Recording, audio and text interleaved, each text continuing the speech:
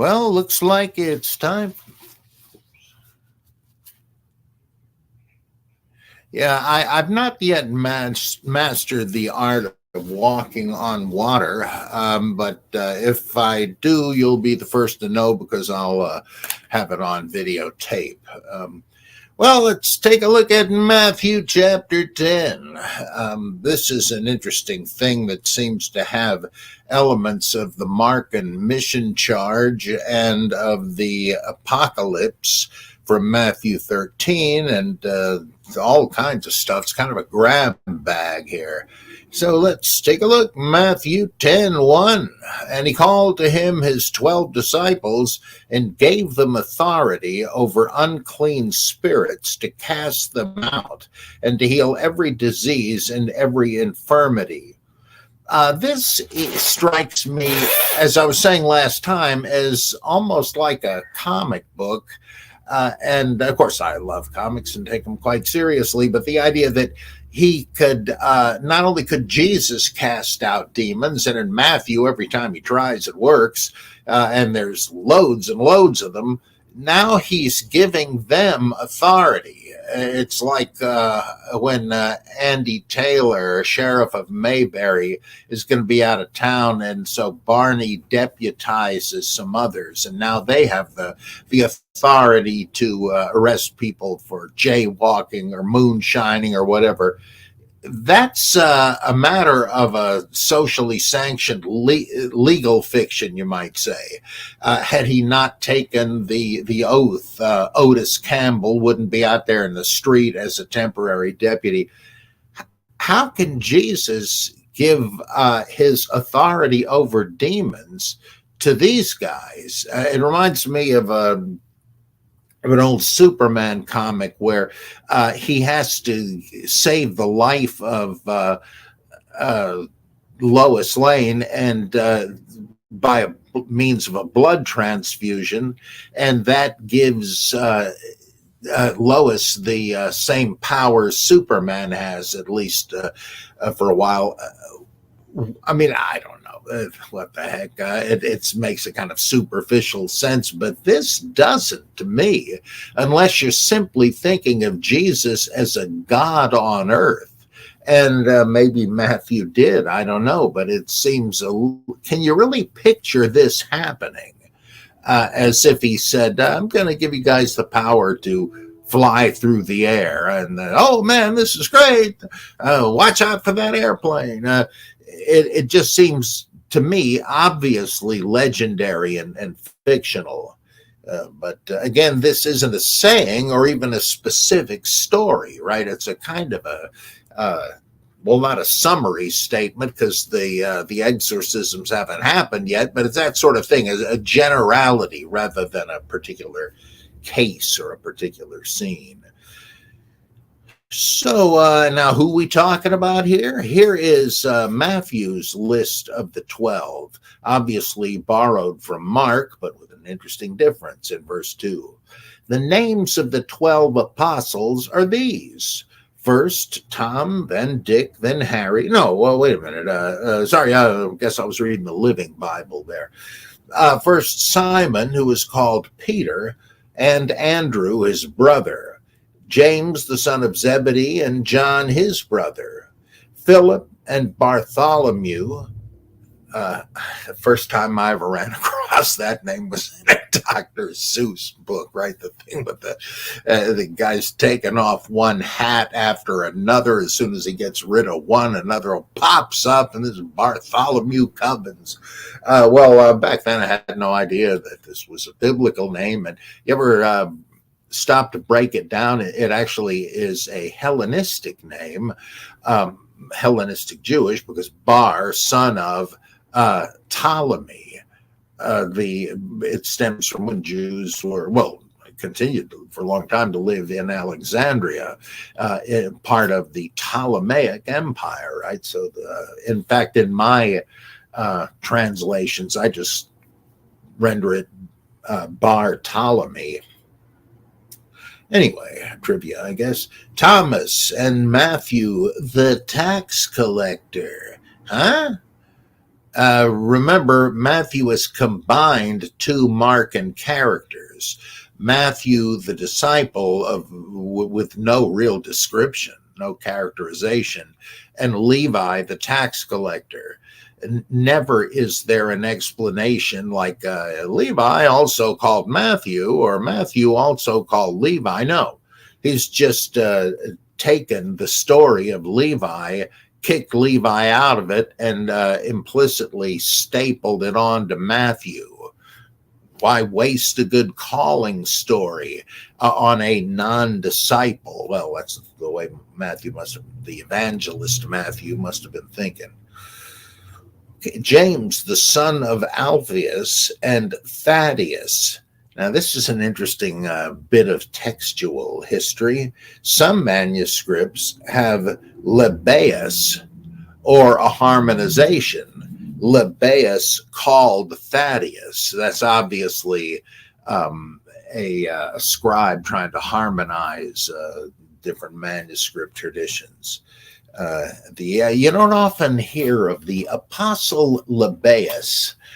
In an old story I did once in the Wittenberg Door called A Christianity Carol, where I'm the Scrooge character in it. And in my office at First Baptist Church of Montclair, late into the night, while I'm typing away on my dissertation, this Harry Emerson Fosdick's ghost appears and predicts this. He used to be the pastor of that church, and he predicts that that I will meet with three other ghosts: the ghost of Christianity, past, present, and future, and the ghost of the past is the Apostle Lebbaeus.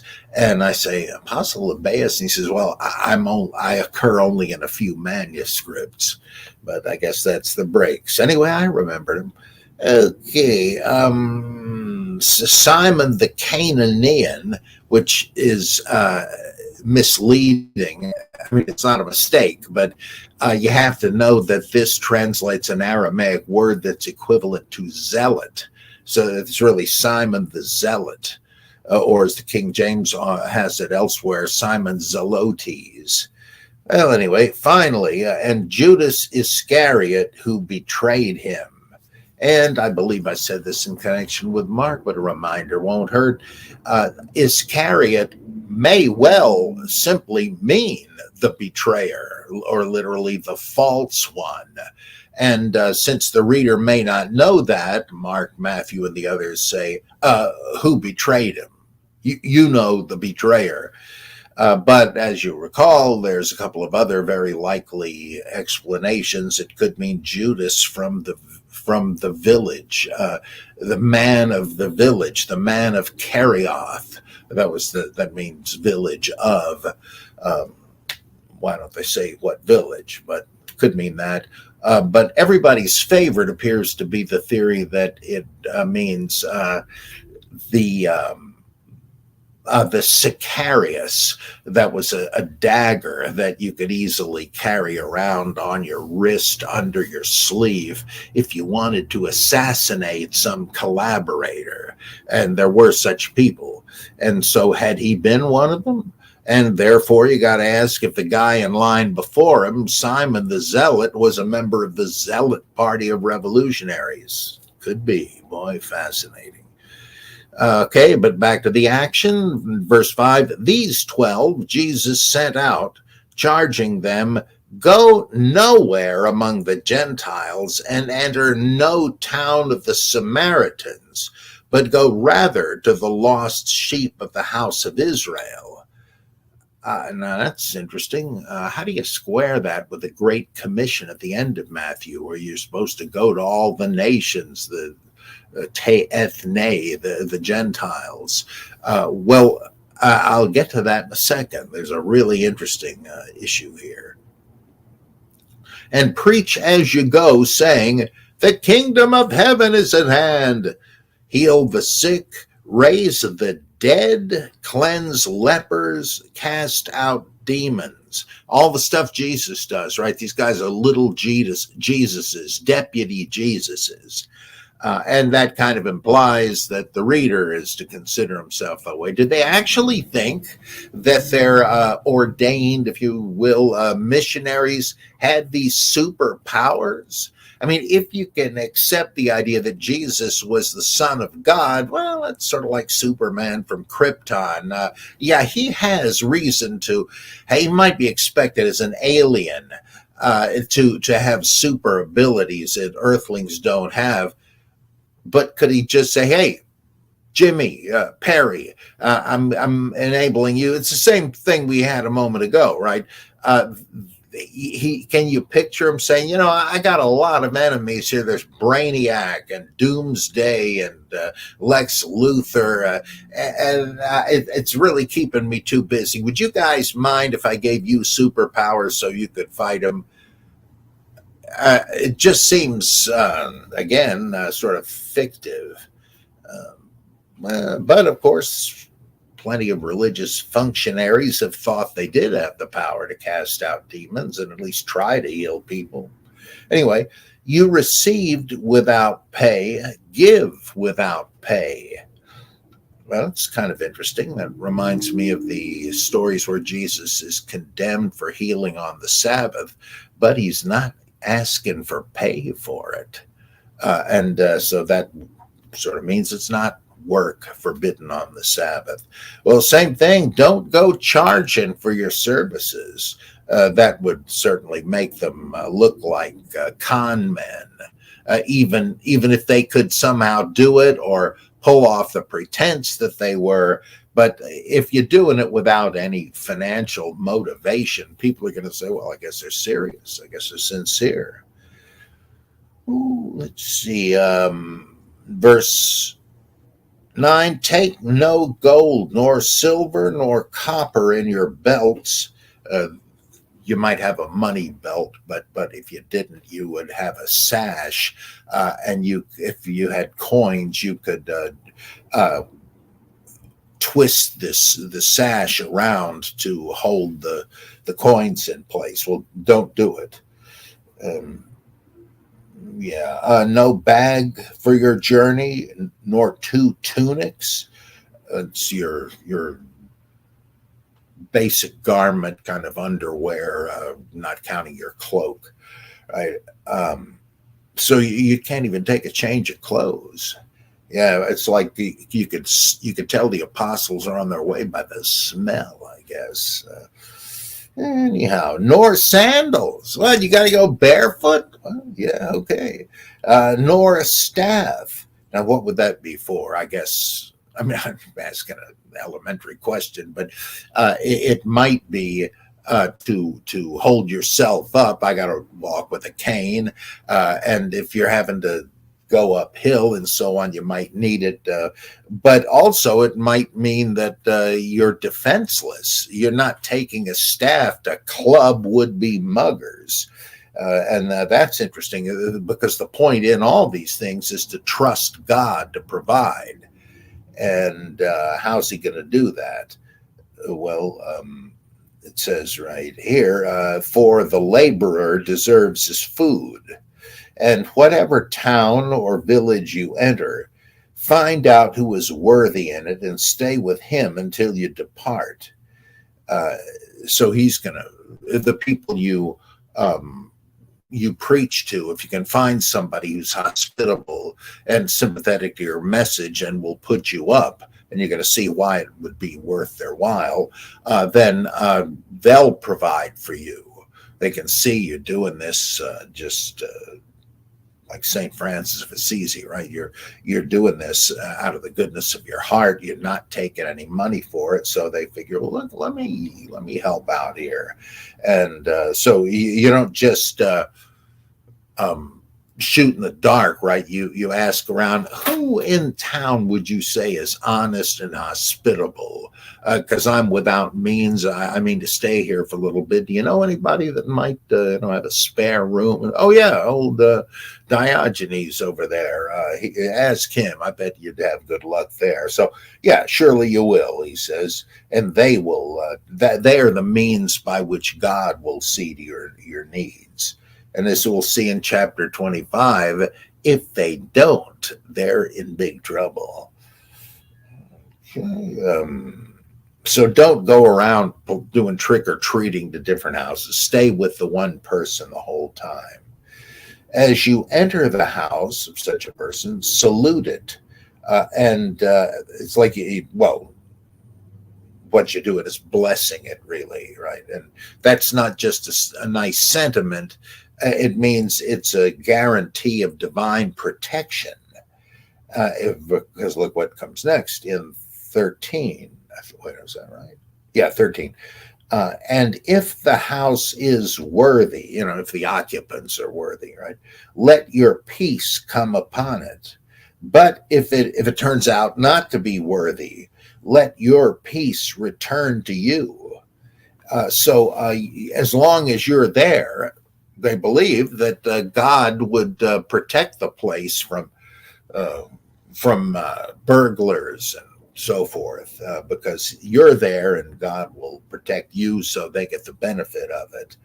But if it turns out they're not really what they were cracked up to be, you can't expect God to protect them, so maybe you better find someplace else.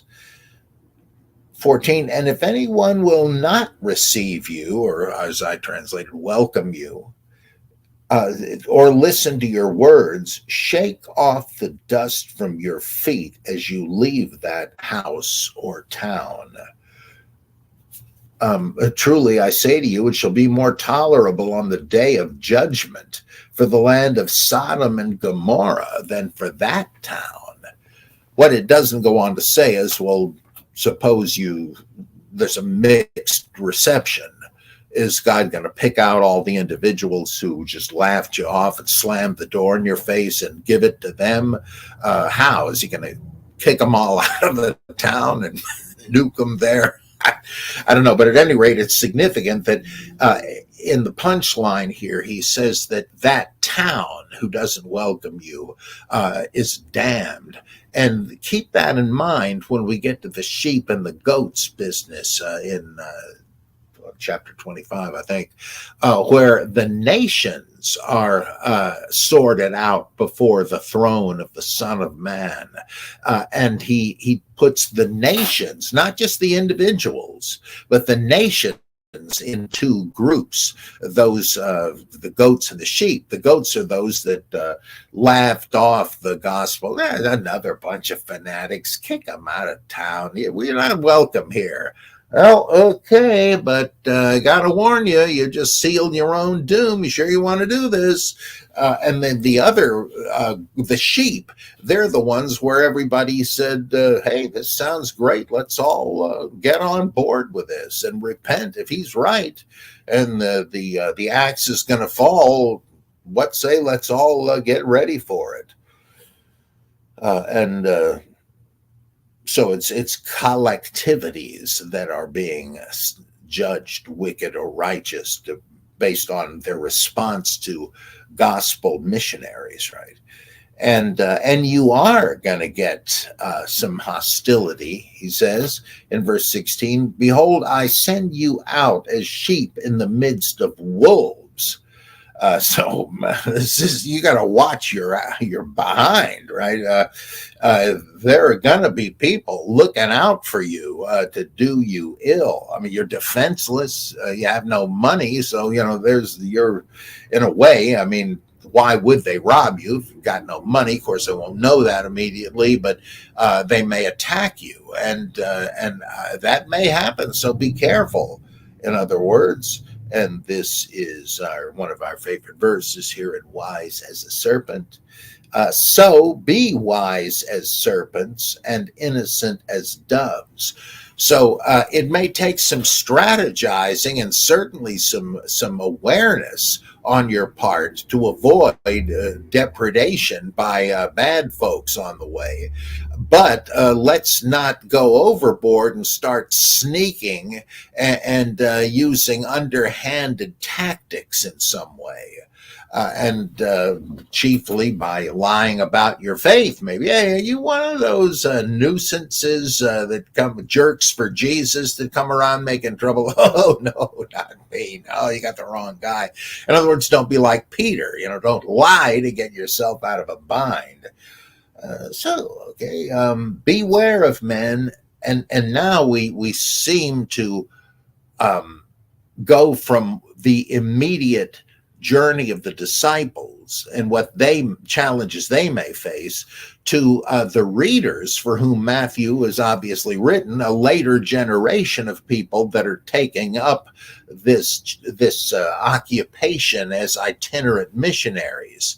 Now we have it sort of reveals itself that all along it wasn't really just a story about what Jesus said to the disciples once upon a time. Oh, isn't that interesting? No, the whole thing is aimed at the readers who were in a later generation. We're walking in the footsteps of the apostles, supposedly. And it's they who will find this ahead of them. Beware of men, for they will deliver you up to councils and flog you in their synagogues, and you will be dragged before governors and kings for my sake, to bear testimony before them and the Gentiles. So you're obviously talking about a much larger scale, longer range thing than just what these guys are going to do in the next month or so, right? When they deliver you up to hand you over to the court, do not be anxious how you are to speak or what you are to say. Well, I'm really going to be on the spot there. I don't know if I'll be up to the task. Yeah, I can preach, but they're accusing me of being a heretic or something. I don't know what the heck to say. Well, don't worry about that. What you are to say will be given to you in that hour. For it is not you who speak, but the Spirit of your Father speaking through you. This explains an interesting thing in the early church and its history. In times of persecution, you'd be arrested because they thought anybody that wouldn't sacrifice to Caesar and all that were unpatriotic, and the more and more of those who turned away from the Olympian gods, including the emperor, they were undermining the faith in those deities who might take offense and stop protecting Rome or wherever. And so you were a dangerous seditionist if you didn't go along with the state religion. So what would happen? Well, you might become a martyr, right? A witness is literally what that means. A martyr to the faith. And you would be venerated as a kind of a second, or third, or fourth, fifth Christ. People would hold memorial services on the anniversaries of their martyrdom and gather in their tombs and have a sacred meal there. I mean, it's almost like a little church in its own right, with Saint Stephen or whoever as the Jesus figure. They would pray for healings and the like while they were in there, because like Jesus says, whenever two or three are gathered together in my name, there I am in the midst of them. Well, they felt that way about the martyred saints. They were in heaven now, but spiritually they could be present. And they were. And so they became like a whole legion of sub-Jesuses, you might say. But if you weren't martyred, though you were willing to be, right? You said, look, I'm not denying my Lord. Do your worst. I know to expect this. And then, however, you were released for some reason.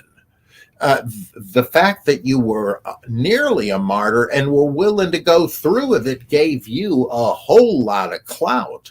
And they would even treat these confessors, as they called them, as prophets and oracles because of this. that the Holy Spirit would speak through you. Well, apparently not just in the docket, but any time thereafter. So they became a kind of prophetic class. Of course, it's kind of a high price to pay if you got to risk martyrdom to do it, but they were heavily, I should say, greatly venerated.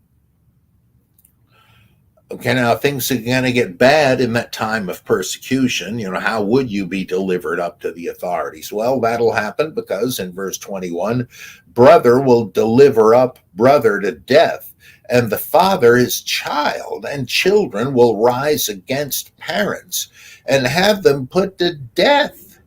And you will be hated by all for my name's sake. Christians will not be popular, possibly because they're associated with Judaism, and Jews got persecuted wherever they were in the Mediterranean in times of war between Jews and Rome. Jews and Judaism were generally thought very highly of and were attractive to non-Jews. But if radical Jews, whether in Alexandria or Jerusalem, took up arms against Rome, they got immediately a bad reputation. They said, those ungrateful creeps, why are they doing this? They must not deserve our esteem. And so, that's what's going to happen, and you'll be considered traitors, and watch out. But he who endures to the end will be saved. Now, I think what it means is that if you see it through the whole way, you will be a martyr and rewarded in heaven. If you chicken out, forget it. Whoever is ashamed of me and my words in this generation, of him will the Son of Man be ashamed, etc. So stick it out. You will have reward in heaven. But some have reasonably thought that maybe it means that this is the great tribulation before the end of the age. And if you can stick it out, and be there to greet the Son of Man, you will be rescued in time. That's possible, but given the immediately preceding business of your death being at stake, I have a hunch they mean you got to be willing to be martyred if necessary. Of course, there were some fanatics in the early church that sought out martyrdom. I'm kind of impatient to get up there to the pearly gates and all that stuff and get my halo and wings and start taking harp lessons. So what the heck? Hey, everybody, Caesar's the beast and I'm a Christian. Anybody got a sword? And there were nuts that did that. Let's see. But here's an interesting one. Oh boy, this one really captured Albert Schweitzer's attention. When they persecute you in one town, flee to the next. Now, isn't that obvious? Just common sense? Well, no, because remember, they're going to meet this persecution when they're out preaching about Jesus and the gospel, and that's going to rile people up. So you're going to continue to preach because you want to beat the bushes and get converts to Christ. And that's what's going to give you persecution, but that doesn't mean you don't keep doing it. But if it looks pretty obvious that you're not going to get any more welcome or converts in some town, don't stay there wasting your time. Go on to the next, because time is limited. Well, by what? Oh, by the end of the world. It says, for truly I say to you, you will not have gone through all the towns of Israel before the Son of Man comes. You're not even going to have time to finish that. Now, this is, I think that makes it pretty clear that, again, we're talking about a later generation for whom the gospel was written. It isn't actually an account of what Jesus said to his disciples or to anybody. But Albert Schweitzer was a real critical scholar in many, many ways, but in some ways he was still captive to the paradigm that, yes, this stuff is an accurate account of what Jesus did and said. He didn't think Luke and John were all that accurate, but Schweitzer did think Matthew and Mark were. And in fact, I don't think he even thought Matthew was based on Mark. He probably thought, as I recall anyway, that Matthew and Mark were independent, accurate accounts of the life and ministry of Jesus. And so he said, wait a minute, you mean when Jesus sent those guys out, he said, you're just going to have a matter of weeks before the Son of Man comes to end the world as we know it? Obviously that didn't happen. And so what must Jesus have made of that? And Schweitzer had this theory that he did expect that he would die, or at least somehow be transfigured into Daniel's one like a son of man. And then he would enter upon his messianic reign. But didn't happen, right? So he started thinking, maybe I've got this wrong. John the Baptist was a prophet of the end, and he didn't live to see it. He got killed by persecutors. I think that's what I'm going to have to endure. But when I do, that means that this great tribulation that must precede the kingdom of God, it must be focused on me.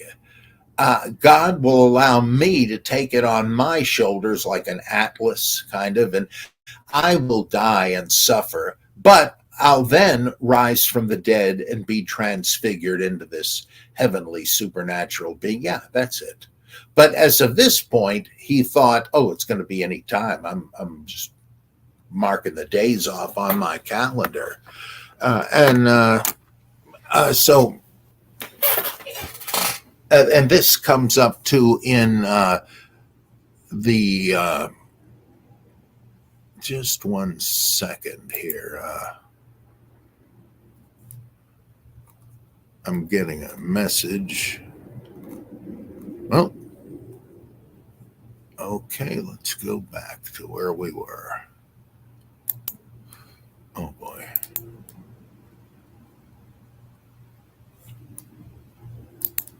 Okay, I'm not sure what that was.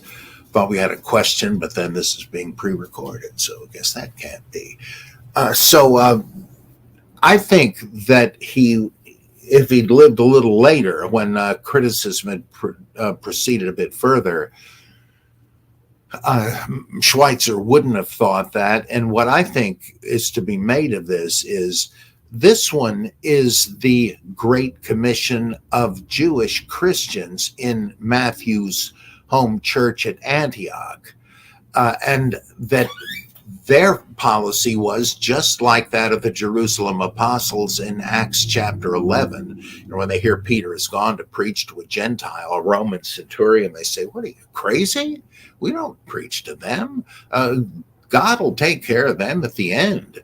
And he says, look, I thought the same thing, but God made it clear to me I had to go and preach to them. And what do you know? I didn't even finish the sermon before the Holy Spirit fell upon them and I baptized them. I mean, what am I going to do? And they said, yeah, I see what you mean. And so they adopted a different missionary approach.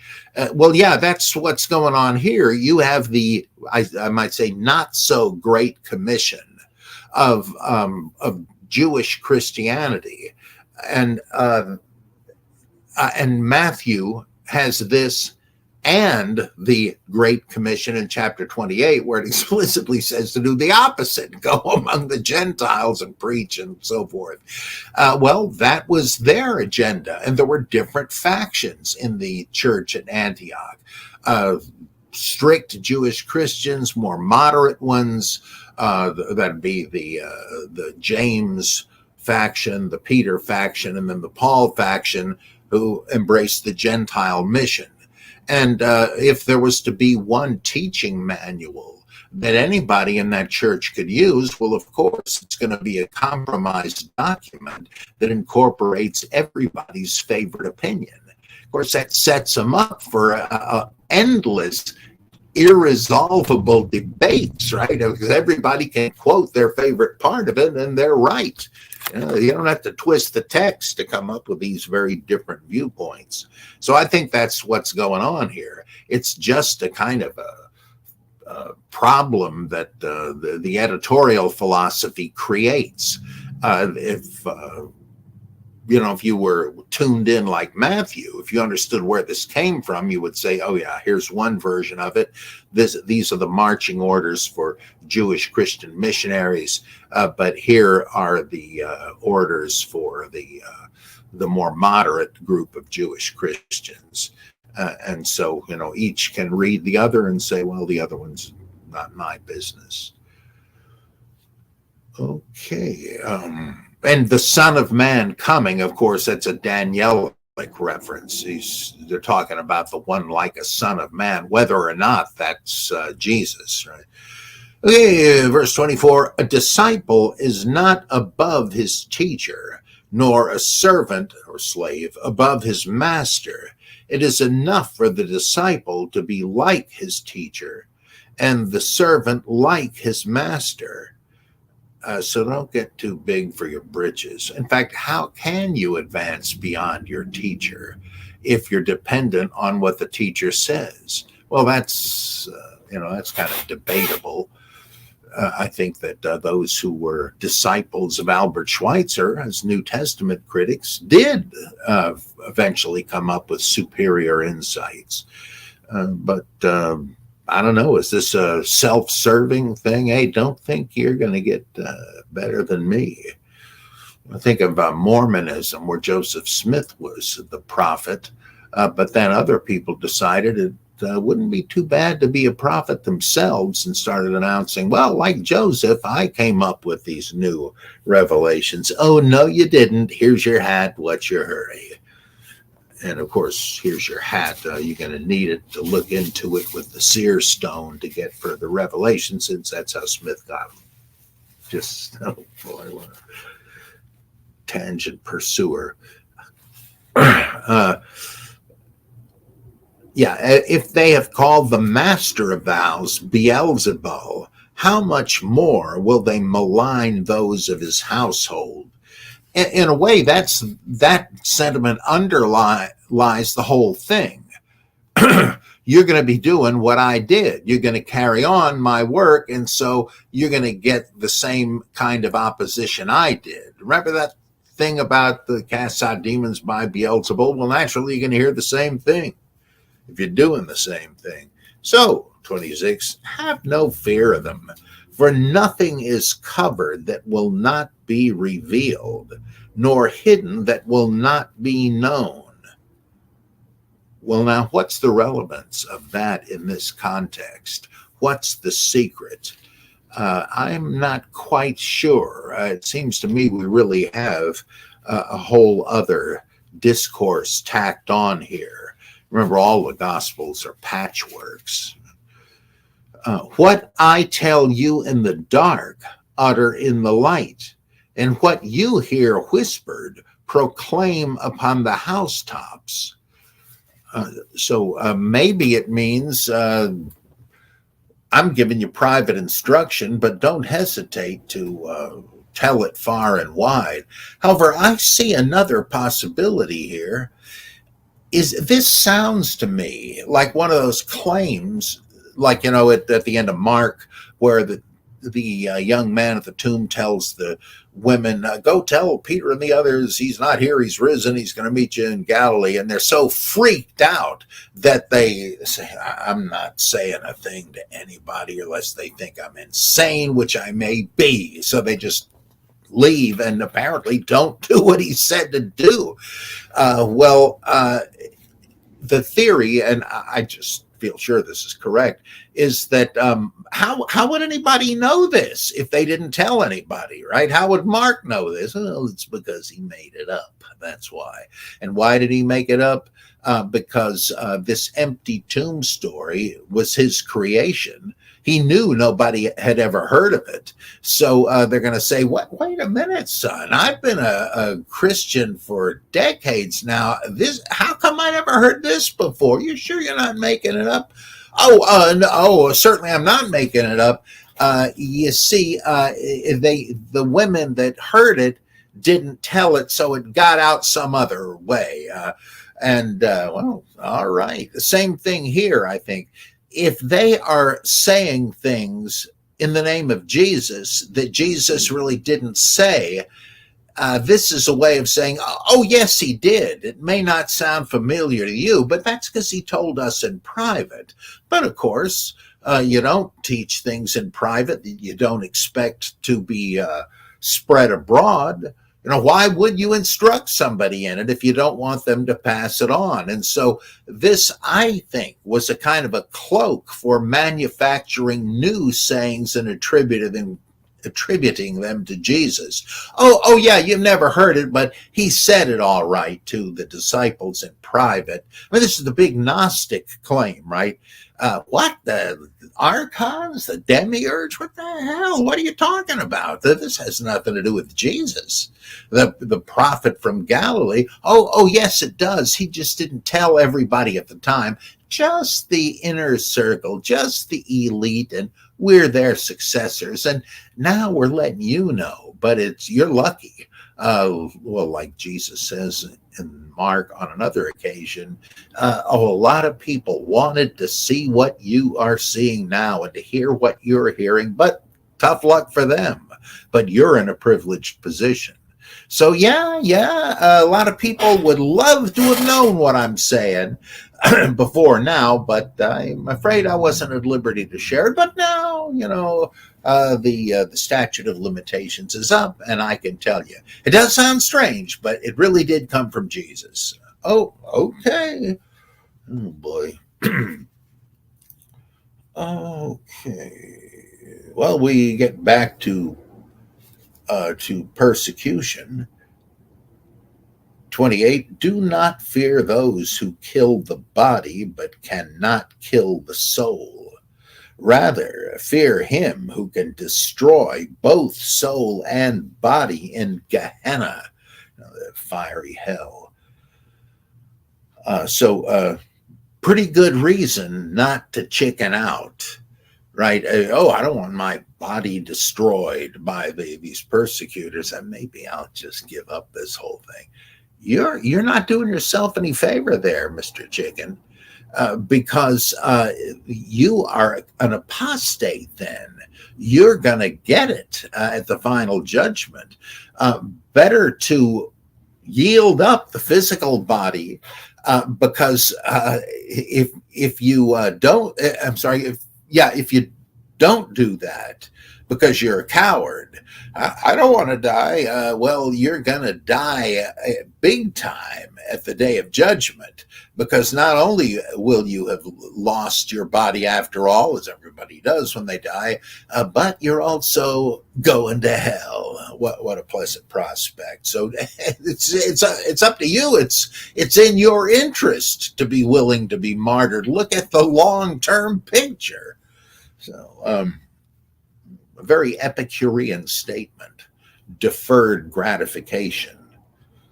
I know that sounds kind of silly related to this, but this is like the ultimate example of it. Let's see. And now he says about persecution that don't think God has abandoned you. Well, Jesus himself seems to say that on the cross, right? But that's another story. So don't think God has abandoned you. He says in verse 29, are not 2 sparrows sold for a penny? I mean, it's like saying a dime a dozen, right? There's so many of them. There's an extra biblical saying, proverb. It says, God must have loved the sparrows because he made so many of them. Well, it's almost a paraphrase of this. Okay, so there's so many of them. and not one of them will fall to the ground without your Father's will. Boy, that's very Calvinist of him, right? That God has to approve the death of every bird you run over. He's got his control over everything. And then what about you? In verse 30, but even the hairs of your head are all numbered. God's keeping a running tally of how bald you're getting. Right? Fear not, therefore, for you are of more value than many sparrows. Yeah, but he's letting them die in great numbers. I'm not to fear the death that he's going to allow me to undergo. Yeah, that's exactly the point. And again, this stick as well as the carrot, because the very next verse 32, so everyone who acknowledges me before men, I also will acknowledge before my Father who is in heaven. But yep, he's one of mine. He didn't chicken out when he could have. So I'm proud of him. But whoever denies me before men, like Peter, Jesus who? I also will deny before my Father who is in heaven. Now, this is an interesting piece of redaction. In Mark, the same thing, almost verbatim occurs, but there's a slight difference. It's whoever denies or is ashamed, whatever, of me and my words in this generation, of him will the Son of Man be ashamed when he comes to vindicate me. That, as Bultmann and others saw, sort of sounds like he's saying, it's like John the Baptist talking about, you better repent as I say now, because when the coming one gets here, he's going to kick your butt if you don't, right? So John is not the coming one, but perhaps Jesus is not the Son of Man who is going to come and square things. But by Matthew's time, the Son of Man is assumed to be the same as Jesus, so he slightly rewrites Mark so that instead of the Son of Man will be ashamed, in Mark, I'm preaching the message about the Son of Man, and when he comes back, as I say in my message, then anybody who laughed off what I say, they're going to be in big trouble. But here he's making the threat about Jesus being the Son of Man who will judge those who chicken out and deny him. Boy, that really makes you think about what they meant by those stories of Peter denying Jesus. And just to get way ahead of the game, I think that was a sign of Paulinist anti-Peter propaganda. Saying, don't follow the people that regard Peter as their figurehead. This guy did the worst thing you could do. He denied Jesus. That's buying yourself a ticket to hell. You're going to follow this guy? No. And so you should follow Paul. But you know what the Petrine Jewish Christians said? Wait a minute, your guy is worse. He used to kill Christians before he became one. Did he? I think that's all secondary material myself. But that was the anti-slur.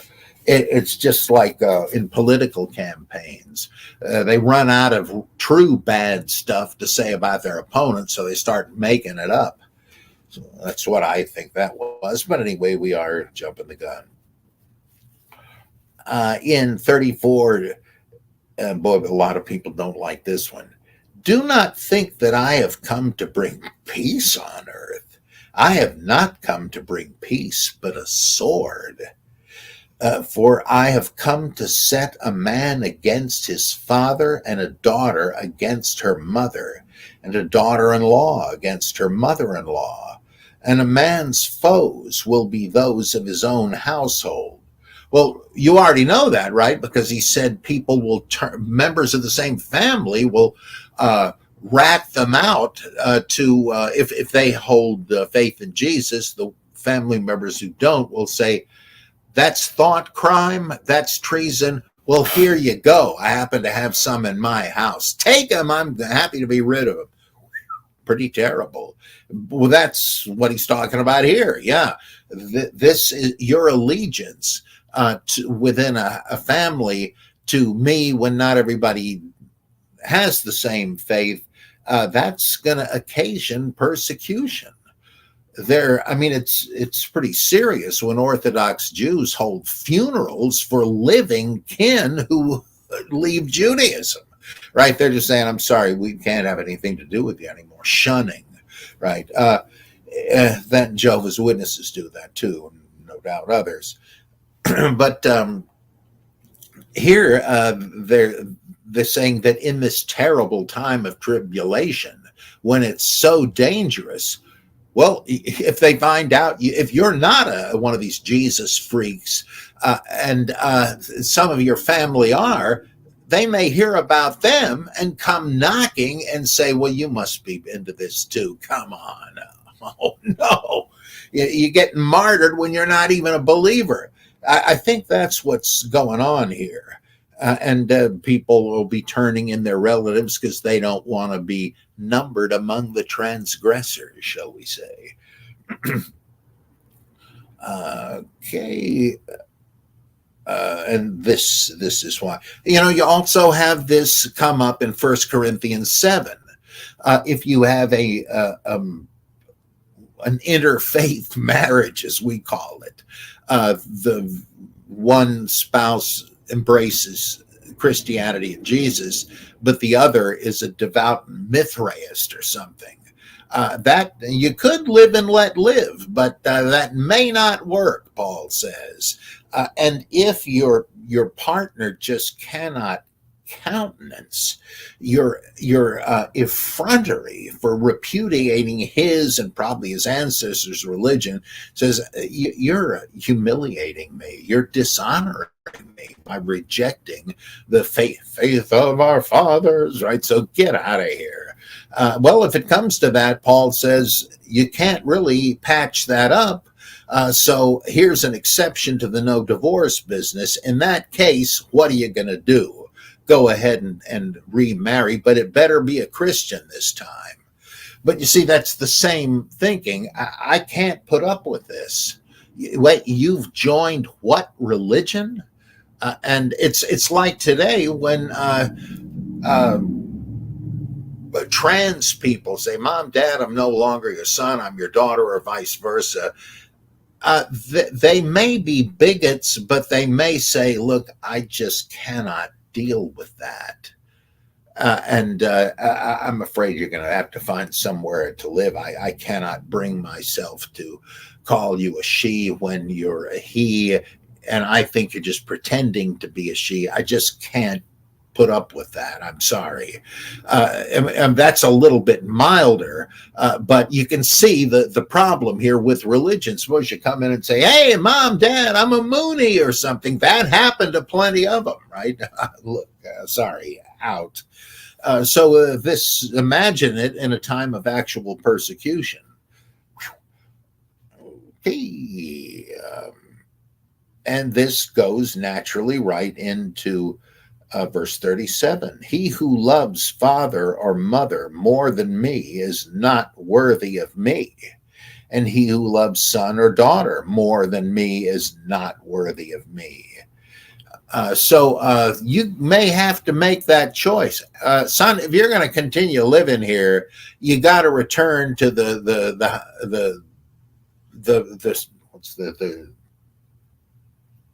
you're no longer one of the children of Israel. I'm afraid, we just can't have that. I mean, we got different food laws and so on.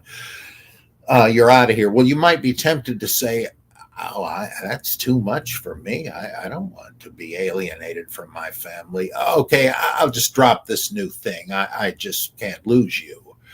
Well, you're going to have to. Now, Is that ethically right? Well, if you actually believe something, you believe it. So you're going to persuade yourself you don't, or you're going to lie about what you believe. Uh, no, but the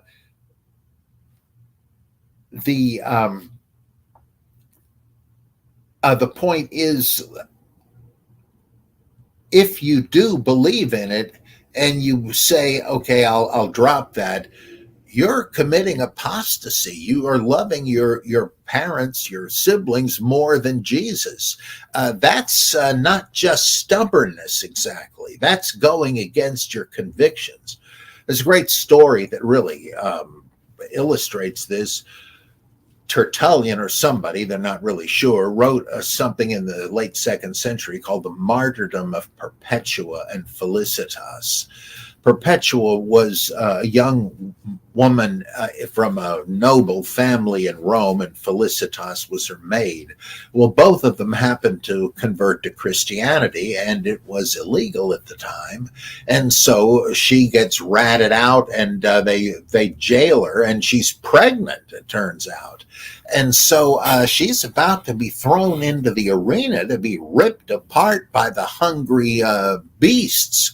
And that kind of thing no doubt happened. Well, her parents come to the prison, and while she's there, she gives birth. And so they hand the baby over to the parents, and they say, "Perpetua, come home, drop this crazy thing. You've got a baby of your own. He needs you, and we love you. You're going to turn your backs on all of us to stick with this crazy cult you've joined? Please, just snap out of it." And Perpetua says, I can't do that. I know it's a sacrifice, but I'm called to make that by my Lord Jesus.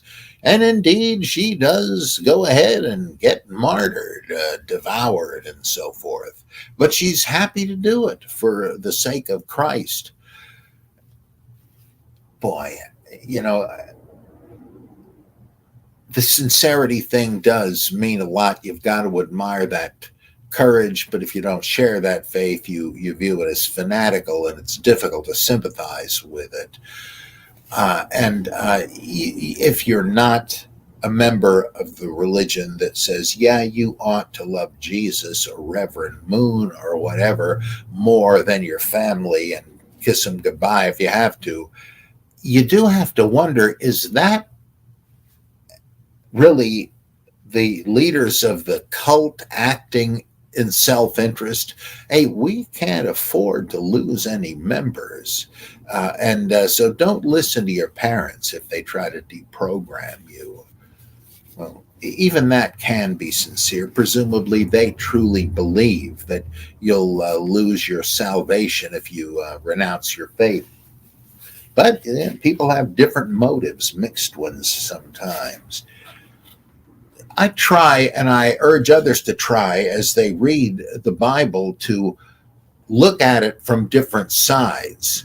What may be the motivation for somebody having done this or said that? Is this sincere, or is this old-fashioned priestcraft just trying to keep people in the dark? Is there really a divine mystery here, or are you just telling us to, like my friend Grover Furr once said, you want to know what the meaning of the Trinity is? I'll tell you, it means sit down and shut up. All right, it's a mystery. Leave it to us. You just believe what we tell you, even if you don't understand it. In fact, we want you not to understand it so you can't strike out on your own. So you will remain in the nest with us. You got to ask those questions. Suspicion isn't proof, but you've got to paraphrase Socrates, the unexamined faith is not worth believing. Okay, now back to what happens if you are not persecuted, but you are welcomed. I'm sorry, one last thing about the persecution. 38, he who does not take his cross and follow me is not worthy of me. Right? Anachronism. Take up your cross. What? Well, this assumes you know what happened to Jesus and you're asking for more of the same. Okay, verse 39, he who finds his life will lose it, and he who loses his life for my sake will find it. Who finds his life, well, I don't want to die. I'm going to pick up my life and get out of here. You think you're saving it, you're losing it. You're not looking at the long-term picture, but if you're willing to lose it temporarily, resurrection day comes and you've got it and a lot more of it. So keep that in mind. Now, this is interesting to me for another reason. It sort of describes what happens to Jesus in Philippians chapter 2, verses 6 through 11. Though he was in the form of God, he didn't consider equality with God something to be seized, but rather emptied himself and took on the form of a servant and became obedient even unto death. And for this reason, God has super exalted him, what the Greek actually says, so that everyone in heaven, on earth, and under the earth will swear fealty to him one day. Well, that wouldn't have been happening if he had decided, I'm going to hold, I got it pretty good here. I think I'm going to just stick with it and stay here in heaven. Well, he might not have been punished for it, but he certainly wouldn't have been resurrected and ascended to heaven and made the number one name in the universe, right? It's the same sort of thing. Whoever will humble himself will be exalted. Okay. Well, back to the missionary instructions, 40, he who receives you, one of these householders, knock on the door. I'm preaching about Jesus, the Savior. I have no provisions. I wonder if I might impose on you to provide for me while I'm here. Well, if anybody says, yeah, all right, come on in. He who let him realize that if he's welcoming me, again, there's a bigger picture. He's really welcoming the one who sent me out. If you're slamming the door in my face, you're saying, I don't want to hear what God has told you to tell me. I wouldn't do that if I were you. And so what kind of reward is the person that puts you up and gives you shelter and food going to get? Well, the same reward the disciple is getting. I mean, presumably this guy does heed the word of the missionary and accepts the Jesus religion. But that really, you wouldn't think would compare to somebody who's taken it on the road in voluntary poverty and risking danger along the way. I mean, you would think, boy, that guy is really working for his crown in heaven. But you be sure you tell the person that helps you, you're going to get just as big a reward for what's the word? Bankrolling me, putting the money out to make this possible. And so I couldn't do this if you didn't give me this help. So you're going to share in the very same reward I get. And that's come up other times, right? In Mark, whoever gives one of these little ones who believe in me so much as a lousy cup of cold water, well, he's not going to lose his reward. Whoever helps a prophet receives a prophet's reward. Why not? You couldn't do what he does without your help. He who receives a righteous man, because he is a righteous man, shall receive a righteous man's reward. That's a tzaddik. Means righteous man, but at least in later Judaism, that was the term for someone who was especially pious, like a Hasid.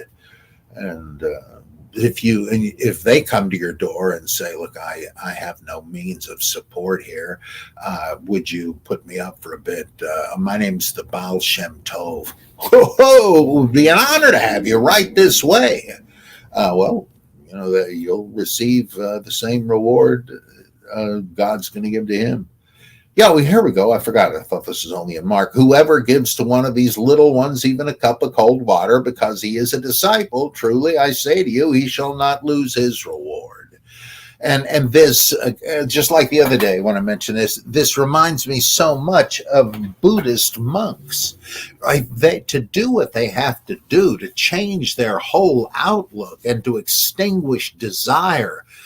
They have to be in the monastery meditating like crazy all the time, but of course they got to eat.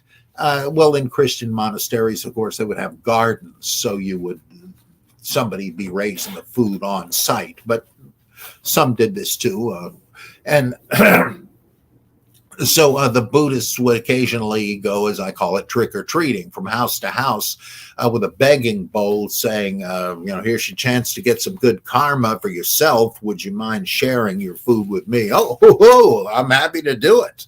I want to get higher in the next life. Come on, bring your friends. And so they're like householders. They have secular jobs. They're pious. They believe in the Buddhas and the doctrine, but they realize they're really not up to becoming a monk or a nun yet. So what can they do? Well, maybe if you get enough good karma under your belt, in your next life, you will have the wherewithal to become a monk, and from there go right to nirvana. So it's in your interest to help them. You are receiving a reward for giving them, however humble, provisions. So very similar. And again, if you want to pursue that more, take a look at my chapters, the Mahayana Gospel and the Hinayana Gospel in my book, The Incredible Shrinking Son of Man. And with that, we come to the end of this chapter, the exciting chapter 10. Hey, Dr. Price. Yeah, you're live, right? You've been live the whole time. When you said you were live, but that's okay. I want to show you something that I've been working on. If I can pull it up, let's see. Are we not live on the show? You're live right now, yes, sir. Okay. Yeah, we're live. I'm just going to see if I can find this to share. Okay. There we go. Let's see if you can see it. Let me see. If I can... What do you know? A little commercial here. Yeah, boy. there's your yeah, you like that? That's of course. Yeah, that's the Bible Geek merchandise. It's got the Wise as Serpent. I'm making. That's what I was doing when I got delayed earlier. I was making this. Wow. Like the store. Let me see if I can go to it, and let's see if I can go. Hold on. I don't know how you do this. I still am not familiar with this, but you got T-shirts, the Bible Geek. Let's see if I can't make it bigger. Let's see if I can. There we go. I made it big. You see it now? Yeah. Oh, yeah. Oh, yeah. I can see it a bit better. I could see it before, but I see it better now. That's great. Wow. Yeah. Now, here's, I was just saying that if you're ashamed of your of the Son of Man, that's no good. But if you proclaim your allegiance, well, I'm not the Son of Man, but here's your chance to show your loyalty to the Bible Geek Show. Yeah, there we go. I don't know if I'm moving it or not. Let me see if I can. Now it shows the hoodies and more shirts. Yeah, I'm making more of these. I've been working on these all day since about this morning, and I got the store up. It's just going to take a YouTube's not showing it yet, but it will, and there's a link to it. They can go to it and buy merchandise, the Bible Geek merchandise, and it's that's it's behind us. If you can see it behind us, let's see. I don't know how I do this. Yeah, I do see it behind the two blocks with you and with the serpent and me there. Yeah.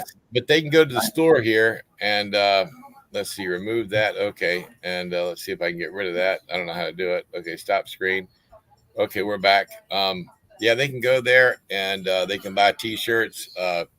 Right now it's 15% off, and when we start the membership, it'll be we'll give them a real huge discount on all the shirts. But I'm working on the Gnostic end. I'm working on the Wise the Serpent end.